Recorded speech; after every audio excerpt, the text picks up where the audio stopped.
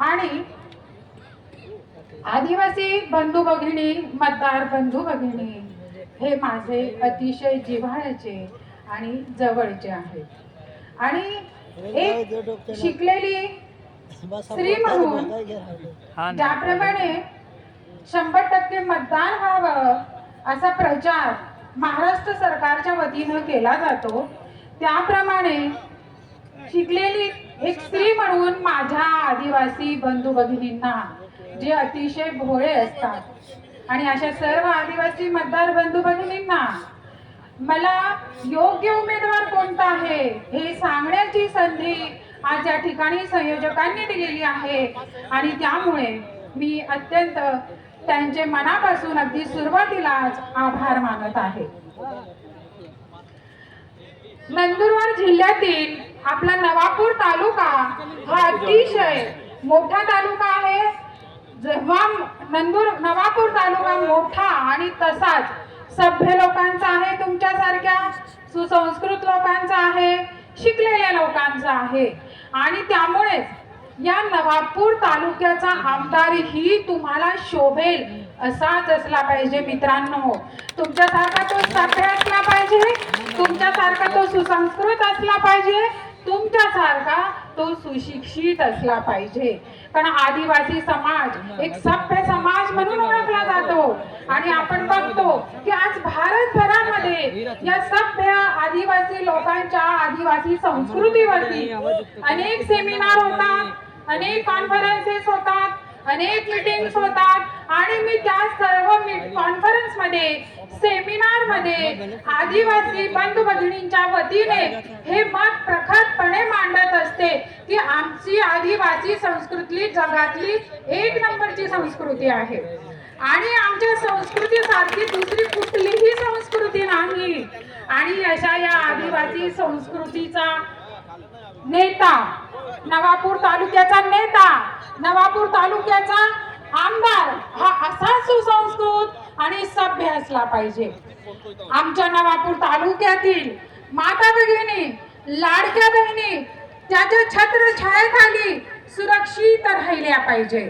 आमच्या कुठल्याही नेत्याची, आमदाराची आमच्या आदिवासी भागातील तरुणींवर, मुलींवर, माता भगिनींवर वाईट नजर पडता कामा नये असा आमदार आपला असला पाहिजे। आणि आपण आजपर्यंत आपल्या नवापूर तालुक्याचा इतिहास बघतो, नंदुरबार तालुक्या जिल्ह्याचा इतिहास बघतो।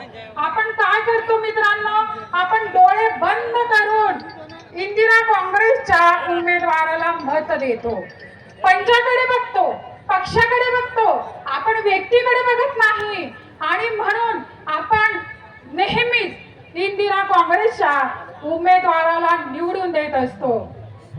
परंतु आता माझा आदिवासी मतदार बंधू भगिनी जागरूक झालेले आहेत। आता ते इंदिरा काँग्रेस किंवा पक्ष बघून मतदान नाही करणार, तर आता माझा जागरूक मतदार बंधू भगिनी हे चांगली व्यक्ती बघून मतदान करणार आहे। आणि आपण बघतो आमचे नवापूर तालुक्याचे विद्यमान आमदार अतिशय निष्क्रिय आमदार आहेत,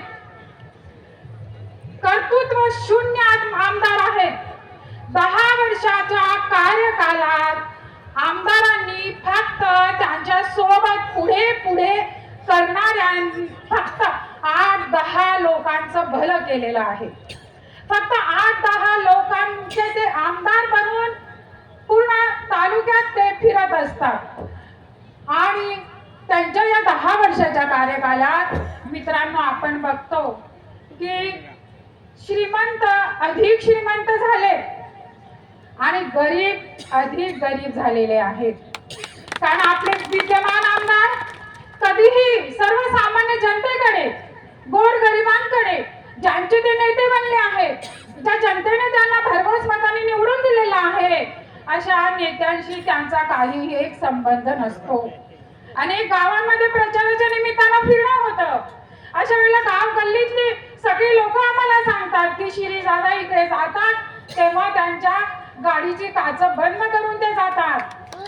एवढ्या त्यांचा साधा चेहराही आम्हाला दिसला नाही.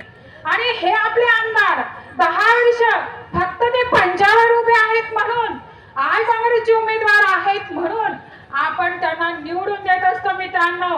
पण आता आपण मूर्ख राहिलेलो नाही. आता आपल्याला बोलता येतं, आपण आता शिकले सवरलेले आहोत. आपला मूर्खपणा आता आपण पुढे चालू देणार नाही. आता आपण डोळे बंद करून कोणताही मागचा पुढचा विचार न करता आपण या निवडणुकीत आपला आमदार निवडून देणार नाही. आपण फक्त चांगल्या व्यक्तींची आज भारतीय राजकारणात गरज आहे, महाराष्ट्राच्या राजकारणात गरज आहे. आपण म्हणतो की भारताचं राजकारण आणि महाराष्ट्राचे राजकारण अतिशय गलिच्छ झालेलं आहे, खराब झालेलं आहे. गुंड मवाली लोकांची संख्या राजकारणात दिवसागणिक वाढत आहे आणि हे खरं आहे. पण त्याला जबाबदार आपण पण आहोत कुठेतरी. आपणही आपल्या तालुक्याचं नेतृत्व करणारा जो उमेदवार आहे त्याच्या विषयी जराही विचार न करता तो काँग्रेसकडनं उभा आहे म्हणून आपण त्याला मत देत असतो. परंतु आपल्याला जर भारतीय राजकारण सुधारायचं असेल, महाराष्ट्राचं राजकारण सुधारायचं असेल तर ही संधी आपल्याला भारतीय संविधान देत असतं. पण बघा 5 वर्षांनी ही संधी आपल्याला मिळत असते आणि सुदैवाने ही संधी आज आपल्याकडे चालून आलेली आहे. आणि त्याच्यामुळे आज आपण आपले निष्क्रिय जे उमेदवार आहेत, आमदार आहेत, त्यांना बदलण्याची संधी आपल्याकडे चालून आलेली आहे आणि या संधीचं आपण नक्की सोनं कराल असा मला सार्थ विश्वास आज या ठिकाणी वाटत आहे. बघा भारतीय राजकारणामध्ये किंवा महाराष्ट्राच्या राजकारणामध्ये जेव्हा गुंड मवाली लोकांची संख्या दिवसागणिक वाढत आहे तर अशात आपण पक्ष नव्हे तर व्यक्ती बघून मतदान करावे असं आव्हान आज या ठिकाणी मी आपल्या सर्व आदिवासी बंधू भगिनींना आणि इतर समाज बांधवांनाही आज या मोठ्या मंचावरून करत आहे. आज सुदैवाने अशी चांगली व्यक्ती आज या निवडणुकीमध्ये उभी आहे. अर्थातच या नवापूर तालुक्याच्या आमदारकीच्या या निवडणुकीमध्ये राष्ट्रवादी काँग्रेसकडून उमेदवारी करत असलेले भरत भाऊसाहेब आपल्या सर्वांचे लाडके नवापूर तालुक्याने भाऊला कधीही एकटं पडू दिली नाही. नेहमी भाऊला खंबीर भाऊच्या पाठीशी आपण सर्व लोक आदिवासी बंधू भगिनी तर आहेत, ते तर आमच्या हक्काचेच आहेत, आम्ही एका रक्ताचेच आहोत. पण इतर शाहू समाजही आमच्या भरत भाऊसाहेबांच्या पाठीशी सदैव उभा असलेला, भक्कमपणे उभा असलेला आपण बघत असतो. अनेक जण म्हणजे विरोधकांकडे प्रचाराचे मुद्दे नाहीत मित्रांनो, आणि ते बोलत असतात की भाऊसाहेब पक्ष बदलला. भाऊसाहेबांनी पक्ष जरी बदलला असेल तरी त्यांनी त्यांचं रक्त नाही बदललं. पक्ष बदलला म्हणजे रक्त बदलतं, भूमिका बदलतात, विचारसरणी बदलते, समाजाप्रती असलेली बांधिलकी बदलते, असा याचा अर्थ मुळीच होत नाही. आता ज्या वेळेला भाऊसाहेब त्यांची भूमिका मांडतील किंवा अजितदादा ज्या वेळेला भाऊची भूमिकेविषयी थोडीशी माहिती तुम्हाला तेव्हा देतील, तेव्हा पक्ष बदलण्यामागे भाऊसाहेबांचा स्वार्थ नाही तर निस्वार्थपणे केवळ समाजाला न्याय देता यावा, मग तो कोणताही पक्ष का असो केवळ समाजाला न्याय देता यावा म्हणून भाऊसाहेबांनी हा पक्ष राष्ट्रवादी पक्षाच्या वतीने त्यांनी अधिकृत उमेदवारी केलेली आहे. खरं तर बघा 1999 पर्यंत इंदिरा काँग्रेस आणि राष्ट्रवादी काँग्रेस हे एकच काँग्रेसचे शाखा होत्या. 1999 नंतर इंदिरा काँग्रेस आणि राष्ट्रवादी काँग्रेस वेगवेगळ्या झाल्या. शरद पवार, तारिक अनवर, पी.ए. संगमा यासारख्या राजकारणी नेत्यांनी इंदिरा काँग्रेस पासून वेगळी चूल मांडली आणि राष्ट्रवादी पक्ष नावाने त्यांनी त्यांची स्थापना केली.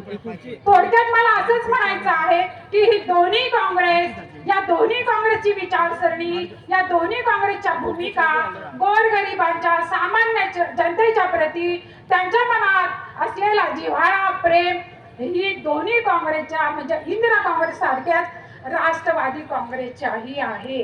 त्याच्यामुळे पक्ष बदलला म्हणजे रक्त बदलत नाही, रक्त तसंच अस्सल खानदानी घरंदाज अतिशय उत्तम प्रतीचे संस्कार असलेले ज्या माणिकराव दादांना, मी फक्त नवापूर तालुक्याचं बोलत नाही मित्रांनो, नंदुरबार तालुक्याचं नाही बोलत, पूर्ण भारतभरामध्ये भारतीय अखिल भारतीय राष्ट्रीय राजकारणात ज्यांचा दबदबा आहे, ज्यांनी धुळीपाड्यासारख्या ग्रामीण आदिवासी खेड्याचं नाव भारताच्या नकाशावर कोरलं, ज्यांना भारतभरामध्ये माणिकराव गावित या एकाच नावाने ओळखलं जातं, त्या एकाच शिक्का त्यांचा चालतो, असे माणिकराव दादा गावितांचा तो मुलगा आहे. साधे संस्कार नाहीत मित्रांनो, उत्तम अस्सल घरंदाज प्रतीचे संस्कार आहेत. आणि त्याच्यामुळे असं बोलणं की भाऊसाहेबांनी पक्ष बदलला म्हणजे त्यांनी रक्त बदललं असा त्याचा अर्थ होत नाही. कारण ज्या ज्या वेळेला भाऊसाहेबांनी समाजाची सेवा केली, मागेल त्याला मदत केली, रात्रंदिवस एक केला आणि ज्याला कुणाला मदत केली त्याचा पक्ष बघितला नाही की हा कोणत्या पक्षाचा आहे, हा कोणत्या जातीचा आहे, हा कोणत्या धर्माचा आहे, कधीही हा भेदभाव न करता त्यांनी वडिलांचा वारसा समर्थपणे चालवला. आणि म्हणूनच फक्त आदिवासींचेच नव्हे तर शाहू समाजाचे, मग ते मारवाडी समाज असो, गुजराती समाज असो, मुस्लिम समाज असो, सोनार समाज असो, 12 पगड जातीतला समाज असो, दादा सर्वांचे आवडते आणि लाडके नेते होते. फक्त माणिकराव गावित भारतभरामध्ये ओळखलं जातं, फक्त माणिकराव गावित. मी नवापूर तालुक्याची, नंदुरबार जिल्ह्याची गोष्ट नाही करत मित्रांनो, मी भारतभराची गोष्ट करते. मी ज्या वेळी आमच्या शैक्षणिक क्षेत्रामध्ये वेगवेगळ्या विद्यापीठात, झारखंड असो, बिहार असो, नागपूर असो, कलकत्ता असो, अनेक ठिकाणी मी सेमिनारच्या निमित्ताने, कॉन्फरन्सच्या निमित्ताने फिरत असते. आणि ज्या वेळेला मी माझं नाव सांगते त्यावेळेला दादांना मानणारे लोक माझ्या समोर येऊन उभे राहतात आणि दादांच्या गुणांची त्यांची स्तुती करतात. अरे दादा जैसा आदमी इस भारत भर में दूसरा कोई नहीं है असं जेव्हा सांगतात तेव्हा माझा ऊर अभिमानाने भरून येतो. माझा एकटीचाच ऊर भरून नाही आला पाहिजे, तुमच्या सर्वांचाही ऊर दादांचं नाव काढल्यावर भरून आला पाहिजे. कारण तुमचं सर्वांचं प्रतिनिधित्व दादांनी समर्थपणे केलेलं आहे आणि त्यांचाच वारसा भाऊसाहेब चालवत आहे. अत्यंत सेवाभावी, चांगलं व्यक्तिमत्व असलेलं, राजकारणात चांगल्या व्यक्तींची गरज असलेले एकमेव आदरणीय भरत भाऊसाहेब आहेत. आणि अशा अस्सल माणसाला, घरंदाज माणसाला, सभ्य, सुशिक्षित, सुसंस्कृत उमेदवाराला निवडून देण्याची तुमच्या सर्व सभ्य आणि सुसंस्कृत मतदार बंधू भगिनींचं राष्ट्रीय कर्तव्य आहे. आणि याच आशेने आज आम्ही तुमच्याशी बोलायला आलेलो आहोत. बघा, राजकारणात भाऊसाहेबांनी अनेक चढ उतार बघितले.